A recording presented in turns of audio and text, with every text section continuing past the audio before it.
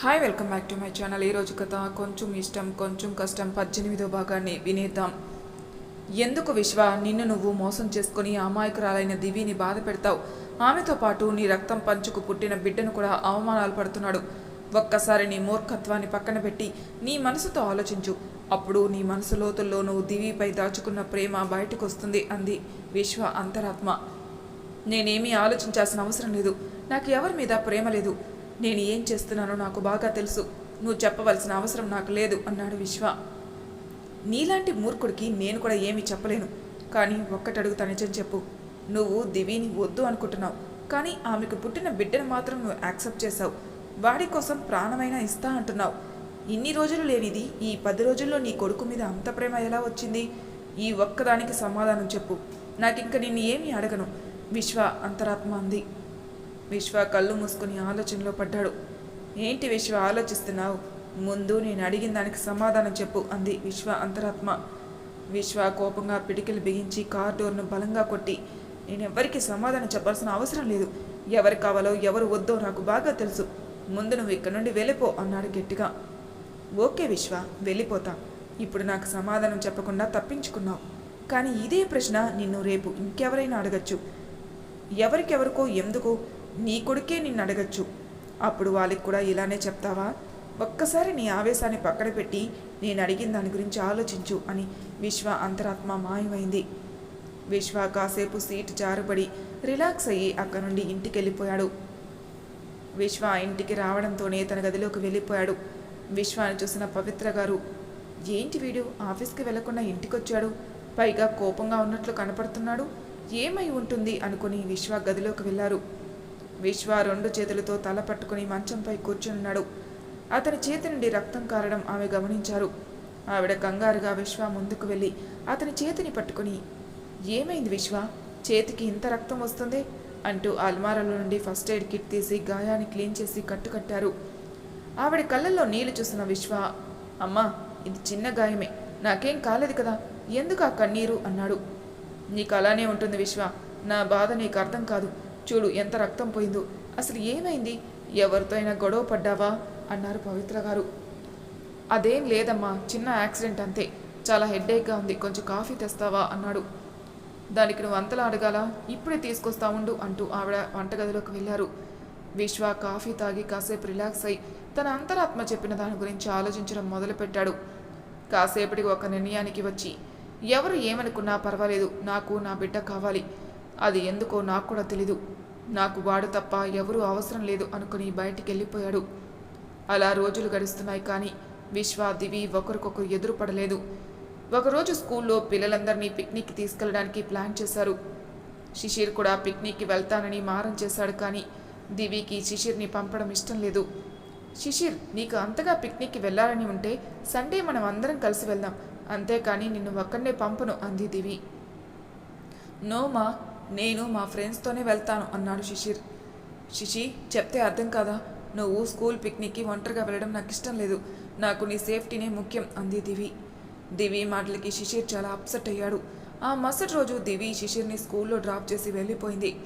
అప్పటికే శిశిర్ కోసం వెయిట్ చేస్తున్న విశ్వ శిశిర్ డల్గా ఉండడం చూసి, ఏమైంది నాన్న, ఎందుకలా ఉన్నావు అని అడిగాడు. డాడీ, మా క్లాస్లో వాళ్ళందరినీ పిక్నిక్ తీసుకెళ్తున్నారు. నేను కూడా వెళ్తానంటే అమ్మ వద్దని చెప్పింది, అందుకే ఇలా ఉన్నాను అన్నాడు. అవునా, మీ అమ్మ అలానే ఉంటుంది.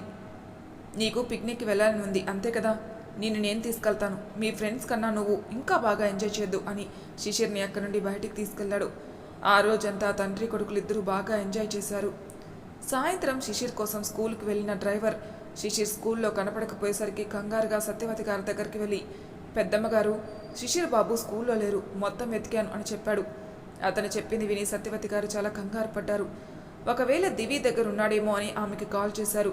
దివి ఫోన్ లిఫ్ట్ చేయడంతోనే, శిశిర్ స్కూల్ నుండి వచ్చాడా అని అడిగింది. హా, వచ్చాడు. నువ్వు ఇంకా ఇంటికి రాలేదని ఫోన్ చేశా అన్నారు సత్యవతి గారు. నాకు కొంచెం వర్క్ ఎక్కువగా ఉంది, 1 గంటలో వస్తాను అని చెప్పింది దివి. దివి ఫోన్ పెట్టేశాక, ఈ పిల్లాడు స్కూల్లో లేక దివి దగ్గర లేక ఎక్కడికి వెళ్ళాడు? ఒకవేళ విశ్వ దగ్గర ఉన్నాడేమో అనుకుని విశ్వాకి కాల్ చేశారు. విశ్వ, శిశిర్ ఇంకా ఇంటికి రాలేదు, తను నీ దగ్గర ఉన్నాడా అన్నారు సత్యవతి గారు. హా, అవునా అమ్మమ్మ, శిశిర్ నాతోనే ఉన్నాడు అంటూ మార్నింగ్ జరిగింది చెప్పాడు. అవునా, ఇలా చెప్తున్నానని ఏమీ అనుకోకు బాబు. దివి ఇంటికి వచ్చేసరికి శిశిర్ ఇక్కడ ఉండేలా చూడు అని కాల్ కట్ చేశారు. దివి ఇంటికి రాగానే శిశిర్ కనపడకపోయేసరికి, నానమ్మ, శిశిర్ ఏడి? వచ్చిన దగ్గర నుండి కనపడలేదు అంది. సత్యవతికి ఏం చెప్పాలో అర్థం కాలేదు. ఏంటి నానమ్మ, శిశిర్ గురించో అడుగుతుంటే ఏదో ఆలోచిస్తున్నావు, ఎక్కడున్నాడు అంది దివి మళ్ళీ. అది అది వాడి ఫ్రెండ్ ఎవరిదో పుట్టినరోజు, వెళ్తానని బ్రతిమలాడితే పంపించానే, వచ్చేస్తాడు, నువ్వు వెళ్ళి ఫ్రెష్ అయ్యిరా అన్నారు సత్యవతి గారు. అవునా, అది చెప్పడానికి ఎందుకు అంత కంగారు పడ్డావు అని శ్రీధర్ గారి గదికి వెళ్ళి ఆయనతో కాసేపు మాట్లాడి తన గదికి వెళ్ళిపోయింది. సత్యవతి గారు గుమ్మం దగ్గరే నిలబడి విశ్వ కోసం వెయిట్ చేస్తున్నారు. దివి కిందికి వచ్చేసరికి విశ్వ శిశిర్ని తీసుకొస్తే బాగుండు అనుకున్నారు. ఎంతకీ వాళ్ళు రాకపోయేసరికి సత్యవతి గారు విశ్వకి ఫోన్ చేసి శిశిర్ని తొందరగా ఇంటికి తీసుకురమ్మని చెప్పారు. ఎందుకమ్మమ్మ అంత భయపడుతున్నారు? శిశిర్ తన తండ్రి దగ్గర సేఫ్గా ఉన్నాడు, మీ మనవరాలు అడిగితే అదే చెప్పండి అన్నాడు విశ్వ. అది కాదు బాబు, శిశిర్ నీ దగ్గర ఉన్నాడని తెలిస్తే దివి అస్సలు ఊరుకోదు. అసలు తనకు శిశిర్ నిన్ను కలిసినట్లు కూడా తెలీదు. ఒకవేళ తెలిస్తే వాడిని ఇక నిన్ను కలవనిద్దు. అదే జరిగితే శిశిర్ పరిస్థితి ఏంటి? వాడు ఈ మధ్య నీకు బాగా అలవాటైపోయాడు. ఇద్దరి మధ్య ఉన్న గొడవలతో పసివాడి మనసు బాధ పెట్టకండి అన్నారు సత్యవతి గారు. ఓకే అమ్మమ్మ, 10 నిమిషాల్లో అక్కడ ఉంటాం, మీరేం టెన్షన్ పడకండి అన్నాడు విశ్వ. విశ్వ చెప్పినట్టే 10 నిమిషాల్లో శిశిర్ని ఇంటికి తీసుకొచ్చాడు. సత్యవతి గారు విశ్వ దగ్గరుండి శిశిర్ని తీసుకుని లోపలికొచ్చారు. ఇదంతా పైనుండి చూసిన దివి కోపంగా కిందికొచ్చి, నానమ్మ, అతను ఎందుకు వచ్చాడు ఇక్కడికి? నా శిశిర్ అతని దగ్గర ఎందుకున్నాడు అంది దివి ఆవిడ్ని నిలదీస్తూ. సత్యవతి గారికి ఏం చెప్పాలో అర్థం కాక మౌనంగా ఉన్నారు. ఆవిడ పక్కనున్న శిశిర్ దివి దగ్గరికి వెళ్ళి, డాడీ నేను బయటికి వెళ్ళాం, డాడీ నన్ను దించడానికి ఇక్కడికి వచ్చారు అన్నాడు. శిశిర్ మాటలకి దివి షాక్ అయింది. అసలు శిశిర్కి విశ్వ గురించి ఎలా తెలుసో సత్యవతి గారిని అడగబోయింది. కానీ శిశిర్ ముందు మాట్లాడితే బాగోదని అతని గదిలోకి వెళ్ళమని చెప్పింది. శిశిర్ అక్కడి నుండి వెళ్ళాక, నానమ్మ, శిశిర్ చెప్పేది నిజమేనా? అసలు విశ్వ తన తండ్రిని వాడికెలా తెలిసింది అంది. సత్యవతి గారు ఇక తప్పదని శిశిర్ను విశ్వ దగ్గరికి ఏ పరిస్థితిలో తీసుకెళ్లాల్సి వచ్చిందో జరిగింది మొత్తం దివికి చెప్పారు. ఆవిడ చెప్పింది విన్న దివి తల పట్టుకుని, ఎంత పని చేశావు నానమ్మ, అతని సంగతి తెలిసి కూడా శిశిర్ని ఎందుకు అతని దగ్గరికి చేశావు? నా మీద కోపంతో నా బిడ్డను నాకు దూరం చేసినా చేస్తాడు. ఈ ప్రపంచంలో నాకున్న ఒకే ఒక బంధం వాడు. నేను బ్రతుకుతుంది నా శిశి కోసం. వాడు నాకు దూరం అయితే నేను బ్రతకలేను అంది దివి ఏడుస్తూ. సత్యవతి గారు దివి తల నిమురుతూ, నీ బాధ నాకు అర్థమైంది. నిన్ను నీ బిడ్డను దూరం చేయడం నా ఉద్దేశం కాదు. వాడి ద్వారా అయినా మీరు కలుస్తారన్న ఆశతో ఇలా చేశాను అన్నారు. నానమ్మ, మేం కలవడం అనేది కలలో కూడా జరగదు.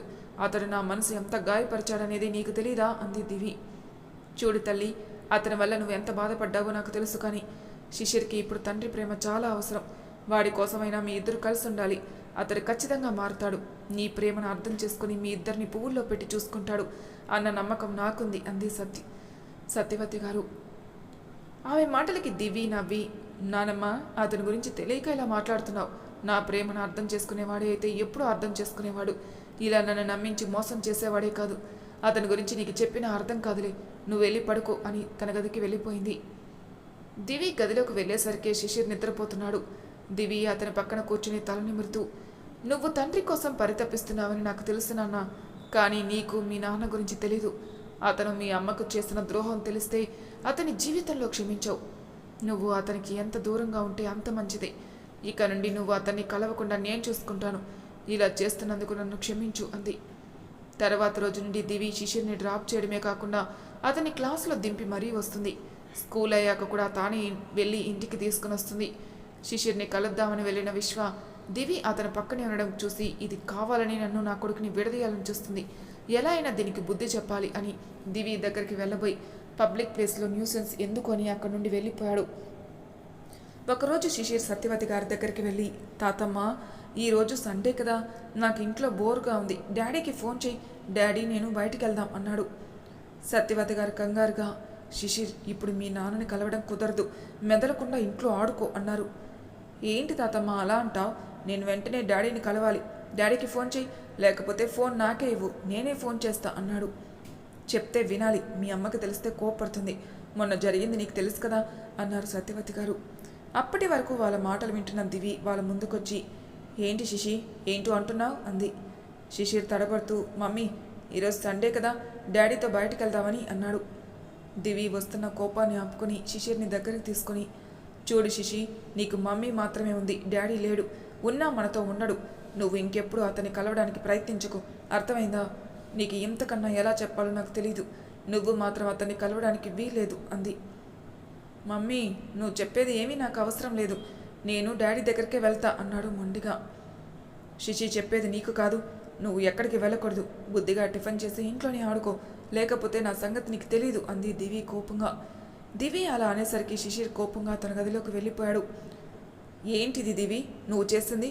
వాడితో ఎందుకు అలా మాట్లాడావు? వాడి మనసు ఎంత బాధపడిందో ఏమో అన్నారు సత్యవతి గారు. నానమ్మ, ఇప్పుడు వాడు బాధపడతారని వాడిని అతని దగ్గరికి పంపిస్తే జీవితాంతం నేను నా కొడుకు బాధపడుతూనే ఉండాలి. వాడిని ఎలా మార్చాలో నాకు తెలుసు అని దివ్య శ్రీధర్ గారి దగ్గరికి వెళ్ళిపోయింది.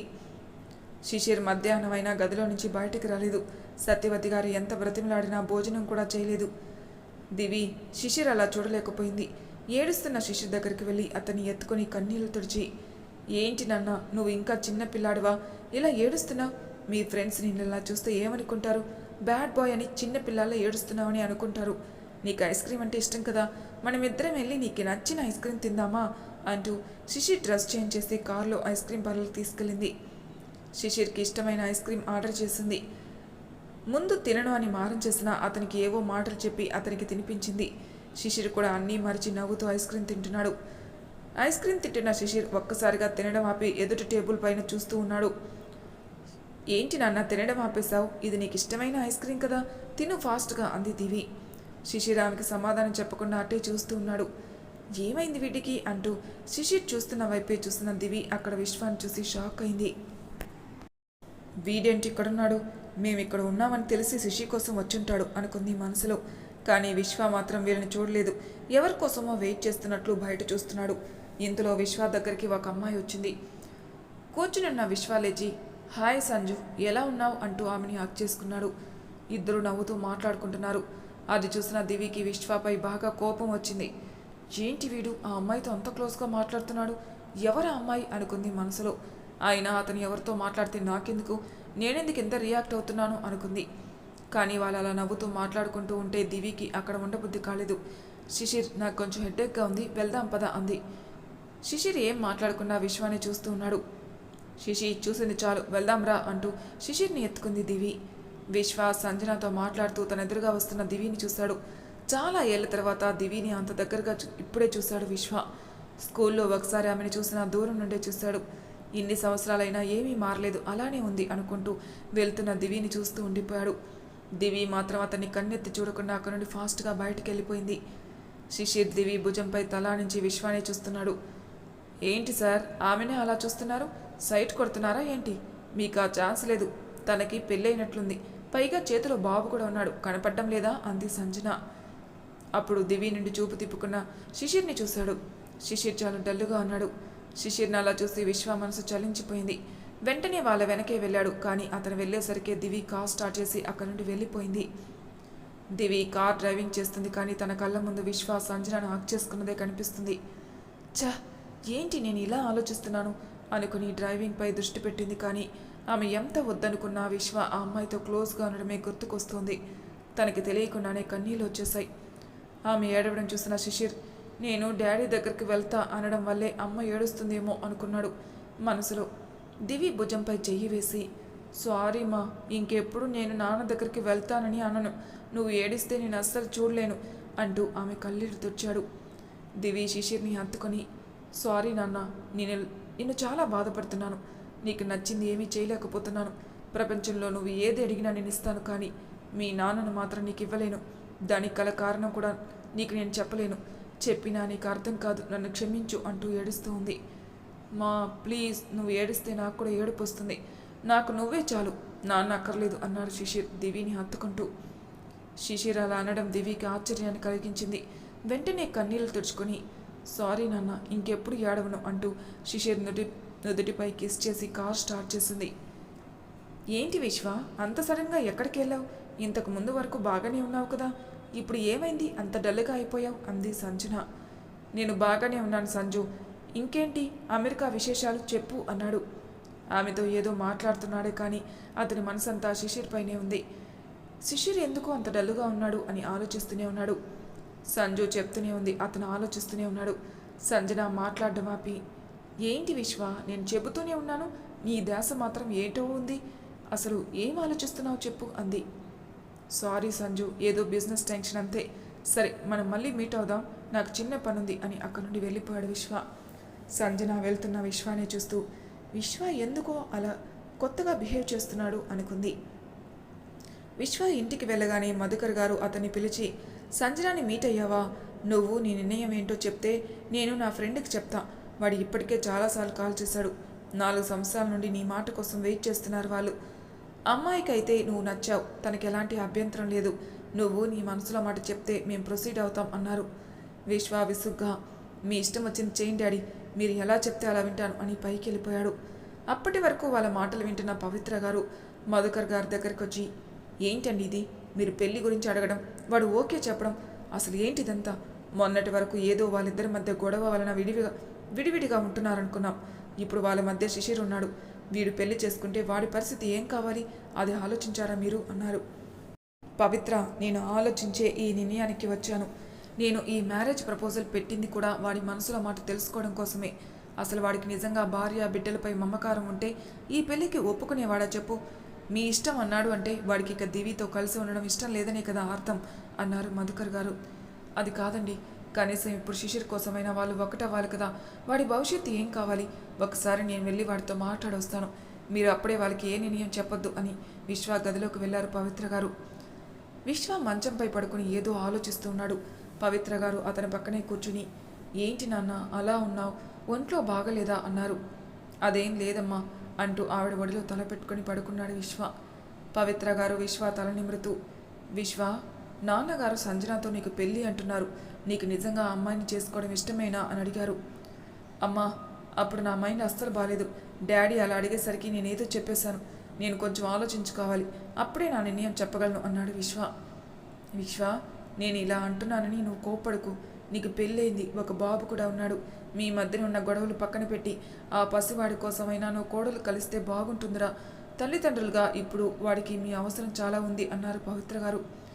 ఒక తండ్రిగా నా కొడుకుని ఎలా చూసుకోవాలో నాకు తెలుసు. ప్లీజ్ మా, ఇక ఆ టాపిక్ వదిలి అన్నాడు విశ్వ. ఒక బిడ్డకి తండ్రి అని గుర్తుంది కానీ ఒక భార్యకు భర్త అని మర్చిపోయినట్లున్నాడు. వీడి మనసు ఎప్పుడు మారుతుందో ఏమో అనుకున్నారు పవిత్ర గారు. మరి తర్వాయి భాగంలో ఏం జరుగుతుందో నెక్స్ట్ ఎపిసోడ్లో తెలుసుకుందాం. అంతవరకు నా ఛానల్ సబ్స్క్రైబ్ చేయని వాళ్ళు ప్లీజ్ సబ్స్క్రైబ్ చేసుకోండి. లైక్ చేసి షేర్ చేయండి. మీ అభిప్రాయాలు నాకు కామెంట్ రూపంలో తెలియజేయండి. Thank you for listening.